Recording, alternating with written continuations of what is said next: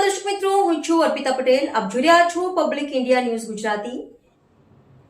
સંતરામપુર તાલુકાના ભંડારા ગામે રાષ્ટ્રીય માનવ ધર્મરક્ષા સંઘ સંસ્થાનની ધર્મરક્ષક સભા યોજાઈ.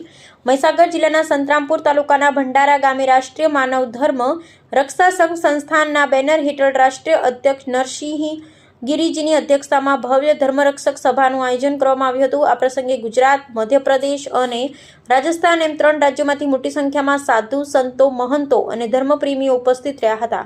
કાર્યક્રમમાં ગુજરાત રાજ્યના પૂર્વ શિક્ષણ કેબિનેટ મંત્રી કુબેરભાઈ ડિંડોર મુખ્ય મહેમાન તરીકે હાજર રહ્યા હતા. સભામાં ઉપસ્થિત સાધુ, સંતો અને મહંતોએ ધર્મની રક્ષા, સમાજમાં એકતા, સંસ્કૃતિના જતન અને રાષ્ટ્રહિતના વિષયો પર પ્રેરણાદાયી અને ઓજસ્વી વક્તવ્યો આપ્યા હતા. ઉપસ્થિત સૌને ધર્મના માર્ગે રહી સમાજ સેવા અને માનવ સેવાનું કાર્ય વધુ મજબૂત બનાવવાનો સંદેશ આપવામાં આવ્યો હતો.